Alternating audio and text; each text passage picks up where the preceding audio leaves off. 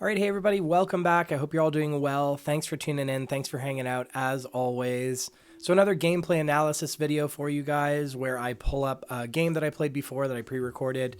And, you know, I played it a little while ago, so we're going to take a look. I'm going to talk through the lines, see if I would have done anything different.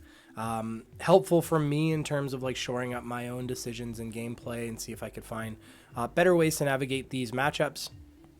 Hopefully helpful to you guys as well, especially if you're learning to play the hero, to see and hear about my thoughts on how I approach playing Vynnset. So if you do find this helpful, please consider subscribing. We're getting close to 1,000 subscribers, so the 1,000 subscriber giveaway, you're going to have to dig in the videos a little while ago, is still online, so go take a look for that. But without further ado, let's take a look at this game into a Fang. So Fang is a really interesting hero. Really interesting. The way I look at Fang is like early game for Fang is a little awkward. So I think it's still Tunic here because like this game can go a little bit long. Fang wants to grind the game out so that they can build their 3 fealty. And then their math gets really good. So early game, they have to do some subpar things to get their fealty online. And then late game, they try and abuse that and kind of like take advantage of big numbers, similar to what we can do sometimes. So I'm choosing to go Beseech the Demagon, kind of like a blended gameplay, going reduced to Rune Chant it'll be interesting to see. Yeah, so I'm choosing to go a little bit defensive. I don't know if that's correct. I don't know if I have a Fang matchup guide. I don't have that many reps into this hero. If I were to do this again, I might get greedy and just go aggro. I think if you go aggro, your choice, you're trying to like do as much damage early game as you possibly can. If you choose to lean a little more defensive, then you're kind of assuming that they will get their engine online, but I don't know. Maybe we're just supposed to go pure aggro into Fang. I'd like to know what you guys think about this matchup. But here we're going sort of a blended game plan. We're playing 60 reacts and 3 offensive pieces in Beseech the Demagon. Very similar, same list that we presented into Phi. By the way, I think, did I run Tunic into our last Phi game? That might have been wrong. I think I should have played, I can't remember if I played Tunic. I think I did. I think Tunic makes sense into Fang. I think I made the, I didn't even clock that last time, but I think into Phi, we probably want to run Carapace. So we did see our Haunting Rendition on turn 0, which is awesome. It allows us to generate a Rune Chant on our turn, and in this case, snuff one of their attacks. They're presenting the dagger. Do we put everything in front of it, I wonder? Because we have to assume that they can buff this and bring it over for at least 4. I wonder what we choose to do. I think I would just throw both of these cards in front of it. The issue is they can sidestep it. So in this case, I'm just throwing the Funeral Moon, I guess in case they can sidestep it and come in with the other Obsidian Fire Vein because they're floating 2 resources. Yeah, because otherwise we go shield down. I don't mind this. So we're presenting this. They're pumping it to 4, which is what we predicted. We're going to take 1 down to 38. And they are still going to be able to present their second Fire Vein, but they chose not to. So in that case, I don't know. I wonder if we did block differently, if they would have favored giving us that rather than arsenaling. Maybe not. So maybe we're supposed to assume that they're going to arsenal and that we do just throw both things. But I mean, it's not the end of the world. We took 1 damage, so it's kind of fine. So we banish our only banished target in Phantom Banshee. We're at 2 Rune Chants, so we can't play it out. So chances are we're just going to set up a Malefic Incantation. The like unfortunate thing about going second is that turn 2 sometimes becomes our setup turn. So yeah, we're going to play out the Malefic Incantation, Arsenal the Beseech, hold on to the Haunting Rendition to be able to throw it in front of one of their daggers probably or something. We'll see. So now Arsenal the Beseech the Demagon, it's fine. Next turn we'll be able to do something scary, hopefully. Unfortunately, we didn't draw into another Rune Gate card. We did draw into a banished target in Funeral Moon. I'm reluctantly back on Funeral Moon. It is like a good... it's a good what am I talking about? Consistency piece, and it opens up opportunity, especially with Grimoire and Eloquence and stuff. So, like, I don't hate it. So we're just going to put Haunting Rendition, block 4 of the 5. They're going to do a shenanigan, pump it to 8. That hurts a little bit. So we're going to take 4, Savor Bloodshed trigger. I don't remember what it does. It's a pre-pump plus 4. Next time you hit a marked hero, you draw a card. I assume we were marked. I wasn't paying attention to that. So yeah, they're going to generate a fealty, draw a card. But I mean, that's the thing about Warriors. Like, it kind of feels like they also had a Blade Fury now. Like, damned if you do, damned if you don't. If we had a D-React, that would have been great. But, like, you can't overcommit, because then they're just going to pump the next thing, right? But maybe with Savor Bloodshed, we should have been more respectful of what they were doing. But that's okay. So they draw. They get some value. We're looking at our hand, so we're going to banish the Funeral Moon. We're going to have 3 and 7 with Phantom Banshee, 3 and 10 if we play out the Beseech, which we probably will. We don't really... Sonata isn't easy to play out here. It's not going to have Go Again since we have 3 Rune Chants. We're probably just going to Arsenal Sonata. But yeah, the Machinations, that Go Again isn't going to give us anything on our next turn. So just giving it for 3 value makes a ton of sense here. Taking 1, they pass, continue on with their Arsenal. It's fine. We took 6 damage that turn. We, allowed them to draw a card. But again, they're not on 3 fealty yet. So maybe that was another argument to, like, snuff that first blade. Try and keep them off 3 fealty. It's like another mini game we have to play against Fang. But it would have been really hard to snuff it. They probably could have done... Well, we saw that they had... Unfortunately, well, luckily for us, they had to pitch 2 reds. But they could have very well still gotten over if we committed more to that block. So, anyways, we chose to play the Beseech, and we're coming in for 3 and 10. Still big number.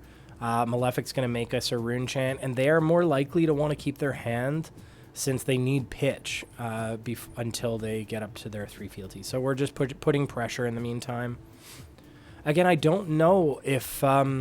Again, I'd like to hear from you guys. Like, I don't know if playing D-Reacts is the call, or do we just go all-out aggro and really try to pressure them? Yeah, let me know what you think. So they're giving us Valiant Dynamo. That makes sense. They're just going to get that value wherever they can because they can easily take that counter off with their daggers. They're choosing to take 9, which is nice. So we're going to play out the Funeral Moon to end on 2 Rune Chants. We don't have an action point for Sonata, so we're just going to Arsenal it, but that's fine. Yeah. Okay. So now we have Eloquent Eulogy. 2 Eloquent Eulogies, so we're going to banish one of them. Dirge and Succumb Threatening Hand is good, and we have... so Dirge, and we can Galaxia a second. No, we'll probably look for Incantation. The other Runeblood Incantation. So I think banish one of the Eloquent Eulogies. Dirge... Galaxia looking for Runeblood Incantation, and then threatening Succumb on the Eloquent Eulogy. We can... what I was about to say is we can give up the other Eloquent Eulogy. It's kind of a superfluous card in this hand. So we're covering it up. They're going to play Fire and Brimstone. So that's pretty good. We did manage to cover that up, but they're able to swing with one of their daggers a second time. I think that's how that works. Are they able to swing with both a second time? They did have a blue. So they're going to once again pump this, and they're going to be able to swing. We are marked, so that's unfortunate. They're going to get to their 3 fealty. Their play... Or no, how did we just... Did we just get marked from the Searing Gaze? We must have, because it hit. Okay, so we just got marked. Now they're threatening to create the 3rd fealty, and... We're not choosing to respect that. I don't know if that's correct or not. If you've created a fealty this turn, go again. Well, they're going to be presenting another Fire Vein, so it is going to be rather tough. Like, I think the Succumb is something we could reasonably block with here. I think I want the Dirge to be able to do Galaxia, but maybe I'm just being greedy. So, yeah, this hits... they make a 3rd fealty, gets go again, Fire Vein for 2. So again, like, we would have had to give up we would have had to give up like Succumb and Dirge and then like maybe Face Perg on this to really keep them off fealties. So maybe that's unreasonable. But it's something we could have considered. Like, that's what something about Fang, I don't really know how important it is to keep them off of 3 fealty. But in this case, we've allowed them to get there. But we're still going to present something relatively scary here. We're going to be able to do a little mixture of setup in this with this Sonata Galaxia. Whenever... Oh, did we already see? Did we block? Oh, we blocked with Runeblood Incantation on the first turn, didn't we? Yeah, so it's not in deck. But if Runeblood Incantation is in deck, that's always my first target with Galaxia. Because we don't really want to draw into it. We don't want to pitch to it unless we have Tunic Resource up. So I like to kind of filter that out of the deck as early as possible. But otherwise, like, Red Malefic is obviously a great target. So they're taking a bunch of Rune Chants. One thing I didn't mention yet is that they are not on AB, which is maybe some disrespect that a lot of heroes might, or maybe it's just an oversight, but either way, we'll take full advantage of that. They allow us to put Succumb on, but they did have a response to this in Shelter. So Succumb's not going to do anything. It's a tough one. I don't think there's a world where we present Flail. I'm looking at their Dynamo because they're just going to throw Dynamo in front of it. And we push 2 Dark, like, then we bottom out on Rune Chants. So, yeah, we're just going to pass, end on an Eloquence, draw into a hand of full Runegate cards. So it's a blocking hand, right? Destruction is probably the Runegate card we want to keep to be able to threaten an Arsenal if they do have one. So they're going to go ahead and... yeah, play out that first 0 for 4, another 0 for 4. We'll give them another 3 and take 1. See what else they have. Their daggers are free. They still need a way to give it go again, though. So they drew into all of their, like, 0 for 4s, interestingly. So we're just going to give them another 3, take another 1. This is when this attacks a marked hero, which we are not marked. So they drew into a bit of an awkward hand. They didn't draw into any of their reactions. And we got lucky because they did end on a arsenal that we are now inevitably going to threaten because they can't prevent these Rune Chants unless they have Shelter. So 3 and 6 threatening their arsenal, or basically guaranteed stripping their arsenal. Yeah. Again, we haven't seen any of our defensive cards other than the... what are they called at the beginning of the game? The hunting renditions. So I wonder when we draw into our first Runeblood reduced to Rune Chant, whether it's going to feel impactful or not. So I'm still unsure about that decision to like either go full aggro here in this matchup or play more of a balanced defensive mid-range plan. So in this case, we once again... Like, I'm starting to look at creepers. There is a creepers line here. Like, if we banish the Delight, depending on what they're going to present here, right? But we can banish the Delight or the Phantom Wraith. Present the Delight or the Phantom Wraith. Tunic to pay for creepers in the Malefic Incantation, regain our action point, and pay for the second Runegate card. But that would require us to take everything they have to give us this turn, which I don't know. It looks like I am just like looking at giving them a Runegate card, or maybe we're thinking through the potential. But yeah, looking at just giving them this Runegate card, taking 1. Taking 1 down to 18. We do still have Face Purgatory, which is what I was just looking at. So Obsidian Fire Vein, they're going to pump it to 4, probably 5. Okay. And then Obsidian Fire Vein once again for 1, threatening Arsenal or a pump. Just 1 down to 12. So yeah, I wonder if we should have because like the Machination's not really doing anything. I feel like we should have either Purgatoried that turn or kept the hand to do the 2 wide creepers thing, because creepers would allow us to send 2 and 5 plus 1 and 6 which is math 14. And we would have ended on a rune chant. So we'll see. We're just doing it traditional. Setting up a second Malefic Incantation. Then we're going to go 2 and 2. We're playing the Machinations, which doesn't really do much. I guess for a free flail. But it's unlikely that we're going to flail, because if we flail, we bottom out on rune chants. I think this was not the ideal line here. The more I think about it, the more I think like we would have had to take another 3 damage down to 9. But we would have presented way more and been in a better position. Well, not necessarily a better position at the end of the turn. We would have ended on 1 rune chant rather than 2 here.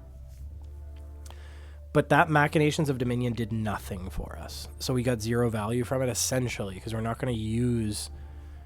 unless I'm missing something, I don't think we're going to use that extra action point. Doesn't make sense to flail here. So I didn't see that. I think Machinations plus Face Purg would have been a better, like, those would have been the 2 choices. Either block something with one of the Ring Gate cards, the Machinations and the Face Purg, to draw another card and to have them discard a card, or just keep the whole hand, take more damage. Yeah, this was not it, but you know, we put blinders on once in a while. This is Talishar. Like, I'm not fully like immersed in trying to like full stomp my opponent, so. But at, like, you know, at a competitive level, every point matters. So in this case, we did not play that efficiently. I am choosing to send the flail. Well, they did block with Dynamo, so that makes the decision a little bit easier. They don't have a nice equipment piece. If they didn't block with Dynamo, though, I don't know that I would have sent flail here. I understand it's free. Like, following up with flail is a good choice with Delight, because you pay, but you'll gain the life back. So it's essentially a free flail swing. The fact that they block with Dynamo makes this decision a lot easier. So Machinations did end up doing something here. We're still going to be able to end on a rune chant, since they don't want to give us another card or a nice piece of equipment. But Bracers would have been a reasonable block there as well. I don't know. But I think that still might have been wrong. Okay, so they're presenting the Fire Vein, so we have to assume that they are going to buff this. We have lots of Ring Gate cards. We end on 1 rune chant. Do we have to break Quill Hand here? If we didn't want to break Quill Hand, we would have to banish the Phantom Wraith. The line that I mentioned before, by the way, is still up. So I could still do the same thing, like either banish the Deathly Wail or the Widespread Destruction, break Quill Hand, send whatever I banished, then use the Tunic Resource for Creepers to Creepers in the red Malefic this time, and pitch the other yellow for Phantom Wraith. But we're not seeing that, or we're not... I don't know. I mean, it's reasonable that they could deal 13 damage here. So I'm choosing to respect this dagger. They sidestep it with Pledge Fealty. So we didn't get our 3 value from Phantom Wraith. So once again, not amazing. So now they're going to send the Obsidian Fire Vein second, number 2, which I'm going to assume is going to be beefy. I wonder if we Face Purg here. Because we could Face Purg and just do Break Vexing, send the other thing. Or, like, I'm choosing to hold back the Malefic now. Pledge Fealty again? So then they're going to follow up with something from hand. Interesting. So we once again got snuffed. Ooh, Warmongers hurts. Okay. So I'm glad we gave up cards now, because Warmongers would have fully shut down our plan. But we didn't see that coming. So with this, we played it correctly with the Warmongers. I wonder if we choose Peace. We have to, because we can't choose War, because we can't break Vexing Quill Hand. So we're going to have to choose Peace here, just banish the Widespread Destruction, set up a Malefic Incantation. Yeah.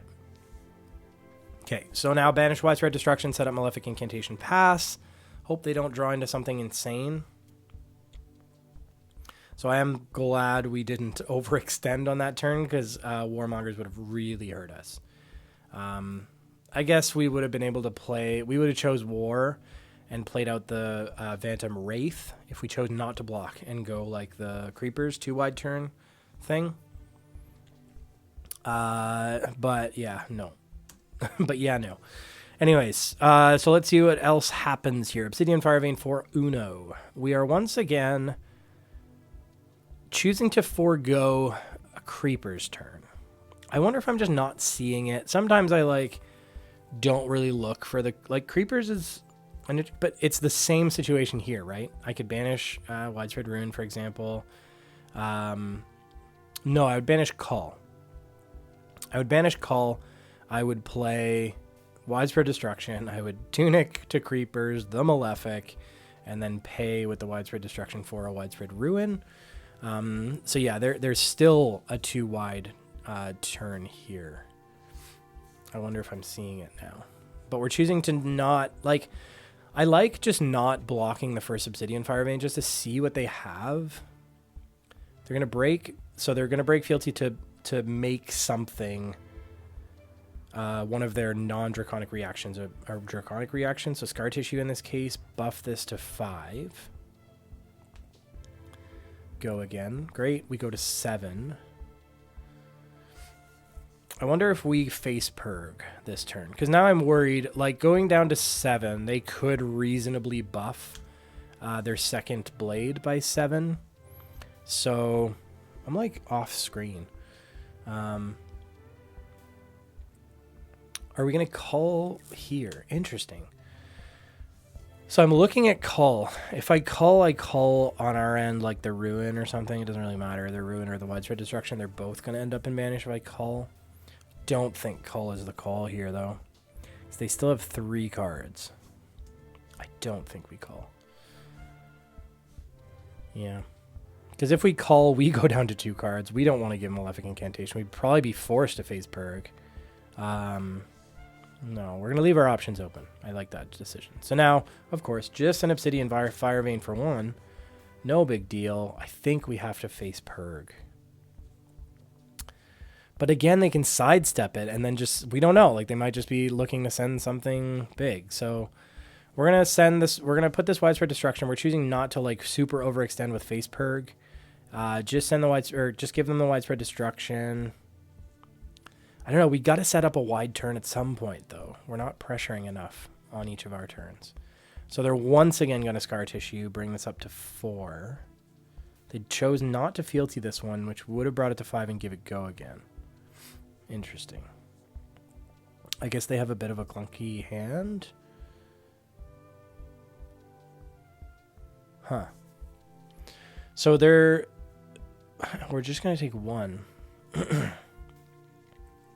Take 1 and mark us. Huh.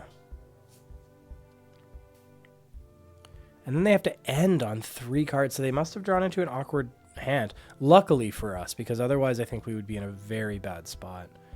So now we just get to banish Widespread Ruin. Yeah, there's no creepers potential anymore since we gave up the other destruction. So now we're just going to hold the call as information for us. We're going to go Malefic, I assume. Like, we could creepers in the Malefic. Oh, no. No, we can go 2 wide. Sorry. Because we have 2 Malefics out already, we can present the Widespread Destruction, Tunic, Creepers, Malefic, Widespread Ruin, all the while threatening call. That's quite good. So I didn't see that. So we actually didn't need, because we had call. We didn't need to.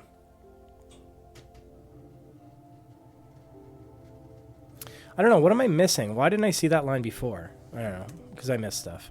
I guess that's the answer. But yeah, we didn't need the Widespread Destruction. We were always going to go 2 wide here.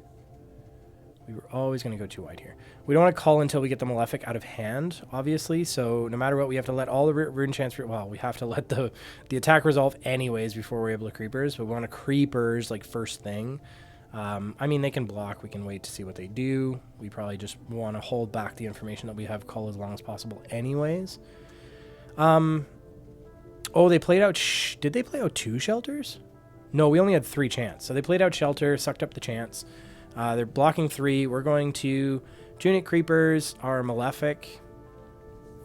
They're going to de-react this. That's fine. They have 2 cards left in hand. Tunic Creepers, Malefic... and then cull one of the cards from their hand. So doesn't matter, we can break the chain. We don't need to break the chain because they don't have an arsenal. Cull first, or cull before they get to block, please. So cull after the rune chance resolve, or cull before the rune, doesn't matter, but we need to cull before they can block. There we go. So we cull after the first rune chant resolves. It doesn't really matter since they can't interact with the rune chants anyways. But the important part is we need to cull before they can declare blocks, because then we don't get value on call. And they're going to have to take 4 unless they want to give us equipment. They banish a shelter. Interesting. I wonder what their other... So they were stuck on a bunch of D-reacts on the last turn. So they're choosing to... They still want to put pressure, I guess, or they have a good arsenal target. But they choose to give us a couple pieces of equipment and move on to their turn. So they're choosing to push some damage. But we drew into our reduced rune chant, so that's fine. We can just say no blocks. Ooh, the awkward part is we didn't draw into a banished target. So, reduce your rune chant no matter what. Probably, I mean, we could play out the Haunting Rendition as well. They can attack with this dagger an additional time. That's fine, but they're not going to be able to give any other daggers go again. So it's going to be for 4. We're going to be able to cover up with the reduced rune chant.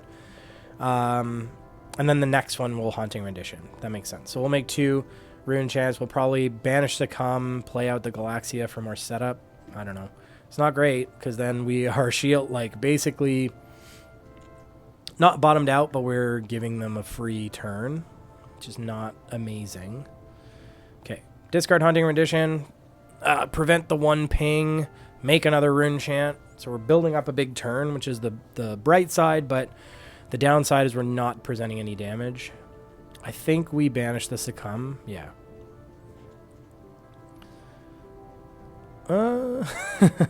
We're going back and forth on it. Maybe I'm thinking how many Malefics I have left in deck, but no matter what, like, I think getting a Malefic out is better than having a Succumb in banish. But I guess I disagreed in the moment. So we're choosing to banish this Sonata Galaxia and just arsenaling the Succumb, I guess. Like, there's one thing to say about that decision is I already have 2 Malefics set up. A 3rd Malefic is going to make a negligible difference, potentially. And the Succumb maybe just, like, threatens more late game, because on hit stripping a card from hand, it's 1 less card they can block with if I'm trying to go too wide, but... I don't know. The reduced rune chants are coming a little bit clutch here end game, but it was my choice to play this more mid-range. Like, there were a couple opportunities where we could have gone too wide on a creeper's turn instead, which I chose not to do. So I still don't know whether siding in the D-reacts was the call. D-reacts are generally good into warrior, but I don't know. Maybe I just want to put super pressure on and try and drain them early game while they have to play that awkward game of, like, do I have resources? How do I produce fealty? Blah, blah, blah. Oof. So they're buffing this out of the universe up to 8. We are luckily able to de-react 4, take 4 down to 2. So maybe they're just trying to catch us out and kill us, hoping we didn't have a de-react. They make another fealty, which is fine. We don't care at this point. So we're at 2. They present another Obsidian Fire Vein for 1, which is super scary now. We have to face Purg, I think. Yeah. So we face Purg to strip a card. It's unlikely they'll be able to buff it up. Well, basically impossible for them to buff it up to 5. Okay, they had a blue anyways, so... Provoke does what? I don't know. Reveal a card from their hand if it's an action card of Chain Link defending. Otherwise, they discard it. Ooh, interesting. So they are basically stripping a card from our hand, too. So we have to give them this Malefic Incantation to fulfill the Provoke, because we can't give them Widespread Annihilation. It is what we want to swing with. But, luckily, are out, and maybe this is what we are playing towards endgame when they don't respect Arcane, is we ended on 5, now we're up to 8 rune chants by breaking Vexing, and unless they have Shelter for the Storm, they are just dead on board 2 rune chants. And I can't remember how many shelters we've seen. We could have counted if we were across from them, But this might just be GG's. Otherwise, it's going to be very awkward anyways. Even if they have a shelter, well, they do give us the good game. So there you go. Good game. We ended up getting there. I think we got a little bit lucky. There was a couple turns where I don't know. My first question is, did we make the right sideboarding call by going more mid-range, or should we have just gone full aggro, forget the D-reacts? I'm just going to try and put as much pressure as I can on early game, string together wide turns, keep them off fealty, or like force them to take damage if they want to produce fealty. That's question one. Question two was like those turns where I had opportunity to go too wide with creepers. Did I just not see the line potentially? I don't know. Or like, yeah, status in the game at that point. Did it make more sense to push or just like dirtle a little bit, play mid-range, and just do one thing long term? I just think that Fang can outvalue us over the long term. So maybe that's not the smartest gameplay, is just to play it more mid-range because we're playing into their game plan. I don't know. Let me know what you guys think. If you have more experience on Fang, I'd love to hear your takes on this matchup and how I navigated it. I do think we got quite lucky. There's a couple turns there where if they were able to fully take advantage of their hands, I think we would have been in a really rough shape. So lucked into that win a little bit. But either way, I hope that was helpful for you guys. Thanks so much for watching. As always, be sure to subscribe, get us closer to that 1,000, and we'll chat real soon, okay? Cheers, everybody.